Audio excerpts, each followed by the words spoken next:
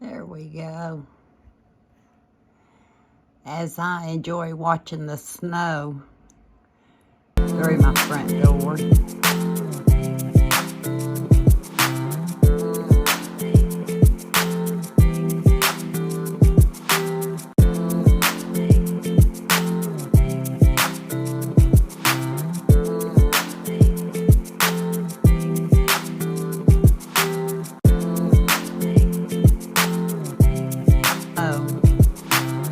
Through my front door. I thought I'd thank each and every one of you for watching my videos. I hope you enjoyed tonight's video. I hope, if nothing else, I keep you entertained. As you know by now, I'm not an instructor. I'm just along for a journey that I hope you enjoy following with me. So, here's to the second part of my canning video. I'm gonna have to go sit down. Yeah, because I don't know if I showed you what I did for this. I don't. So I'm gonna sit it on the island, look at my video, and if I didn't, it's a good thing I got another cup ready to start.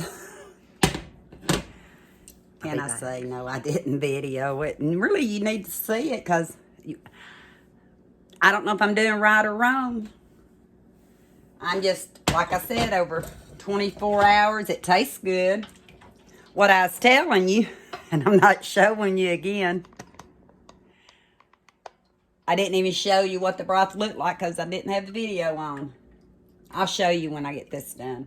But anyway, what I was saying is I'm just using the soup ladle, going in here and getting liquid out because a lot of times you're the only one in your household. And that was a lot of liquid in this water bath canner. And I don't want to take a chance of trying to lift it. And so many people don't have help. I could have hollered at my husband. He would have helped me. But so many people don't have help. So let's just see how you can do it without the help. Because if you're like me, I have rheumatoid arthritis and stuff. Some days your joints and stuff just don't want to hardly go.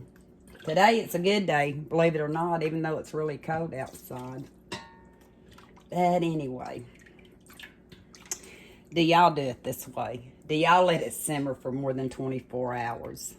What do you put on in your turkey or chicken stock? I just grabbed what I knew I needed to use up and put in mine. I believe that's going to be enough for right now. I'll be back. Now I'm fixing to put the meat in my jars. Y'all can tell me, am I right or wrong on how I do? I'm just doing the best I know how. I'm scattered. And I need to put my lids in hot water. You can't be eating turkey. I'm waiting on Eli's banquet dinner to fix. That's what he was asking for, and my husband's not ready to eat anything, so I'll be back as soon as we do that. Eating again. How's that going to work? I don't know. I'm not going to put you in the middle of filling all these jars up. And I already filled up one and started another one waiting on Eli's food to get done. But what I'm going to do right now is just, well, I should be showing you this one. Hang on one second. This is the one I started when Eli was ready to eat. But what I'm doing is I'm just kind of breaking, not all of it up, but some of the bigger chunks up. And you want 1 inch of head space. Everything I read online says 1.25 inches. But everybody that I follow say 1 inch.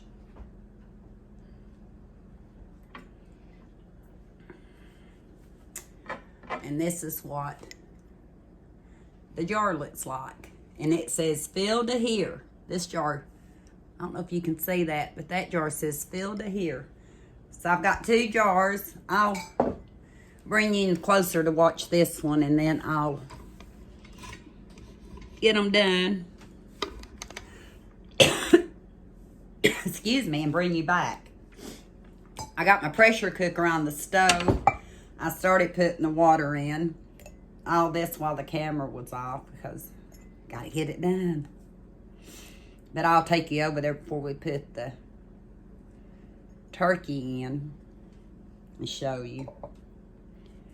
Probably not gonna get a complete canner full, and I hate using the big canner for just this. But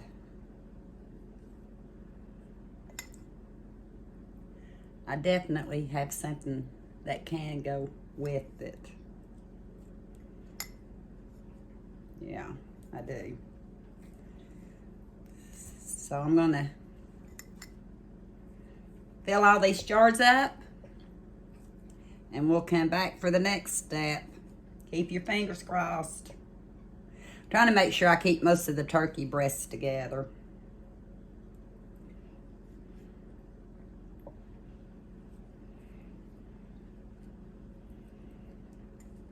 But after I get all these filled, I'll bring you back. That's some pretty turkey.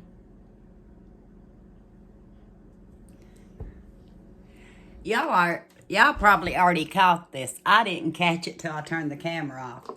I forgot to start using my funnel. I kept thinking, ooh, these jars are gonna get awfully greasy. But I figured it out. I had already taken them out of the dishwasher and had set them aside and didn't realize it. So all I'm doing now is filling it up with stock right here to where it says fill up, and then we'll debubble it and see where we're at. They say each pint of meat, if you pack it down firmly, will give you about 3/4 of a pound. And I would let it bubble slowly, because I can already tell this one's probably can use some more. And that one can use a little bit more. But that's what I'm going to do to all the jars. I'm going to fill them up, and I'll bring you back. Next, I've got to debubble this. And I've got my debubbler out right here. And you just go around and make sure you get all the air pockets out. And after this process, you might have to add a little bit more liquid. We'll just have to wait and see. I'm second guess myself. Like I said, I've not canned in a year, over a year. I've canned without on me, I think maybe once. But it's always more fun too. I'd go to the very bottom too, make sure you get them all out. This one had a lot. Seems like it might be a little bit thicker. But anyway, I'll wind up debubbling all these.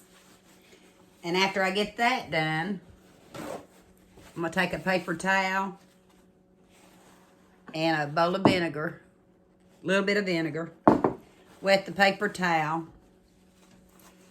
I'm going to go around the rims really good. There is fat in this, so you do have to be really cautious, and especially since I didn't use my funnel to start with. So, then, after you debubble and you clean your lids, you take it out of the water on top,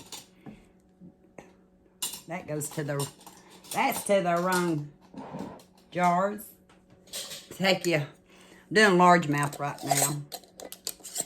I may have to sit down and just do finger top. And don't have my bottom in my canner yet or all my water. I'll bring you over there when I do. Another lid.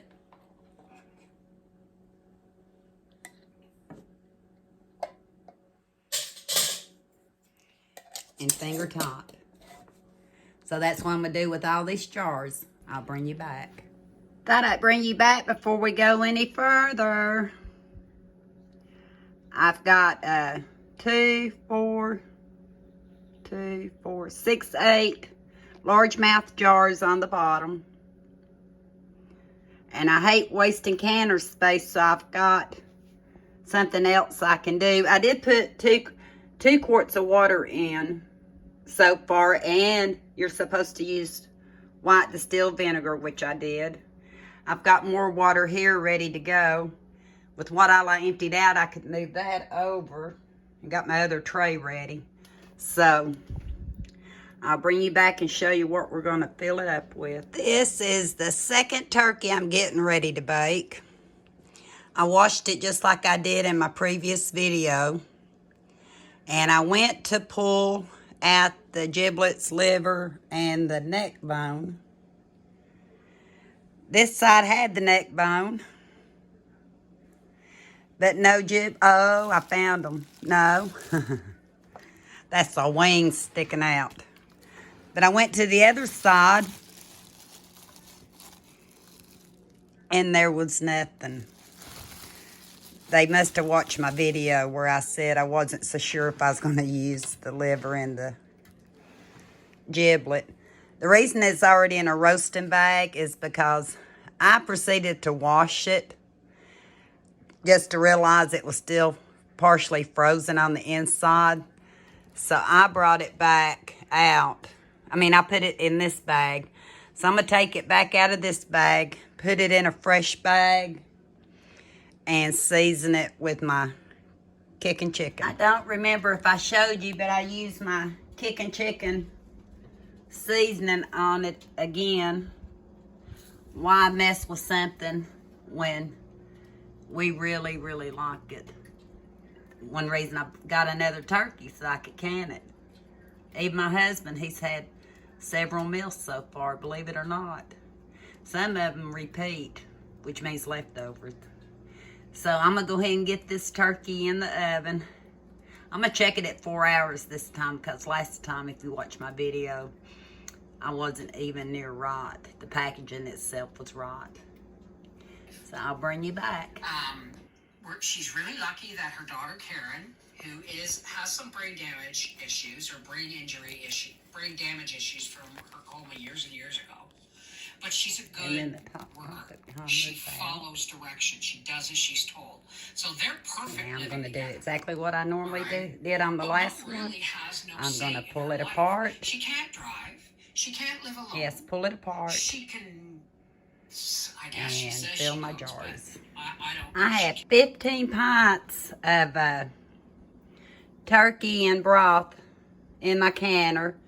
That's one reason I wanted to, I don't know what water, wanted to use all smallmouth lids in this one in particular, because I knew I had a lot to can, but I already had the largemouth washed. Went ahead and used them. Started on the smallmouth, so I've got 15. I'm going to put the lid on it and I'll bring you back. Got my stove turned on, my lid on. I'm waiting for this right here to start spewing steam. And when it has a steady stream of steam for 10 minutes, we'll time it for 10 minutes. I should bring you back when I start timing, I hope. But after it's streams for 10 minutes, then we're going to put our weight on. And we're cooking these for 75 minutes. Pressure canning for 75 minutes. So I've got a little bit of a breather. I got to go get my kitchen cleaned up.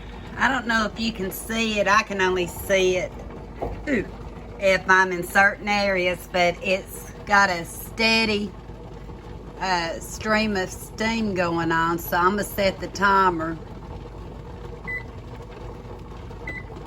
for 10 minutes.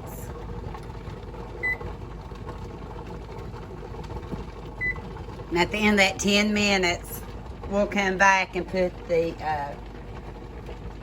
I call it the jiggler on. And I just looked it up. I should know. The pressure regulator. We'll put it on. I can feel it. We just can't see it. The timer's just gone off, so I'm going to cancel the timer. Now we're going to put the weight on.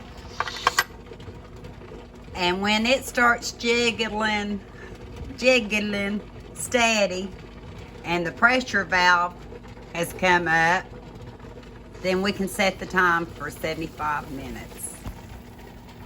And we'll be back.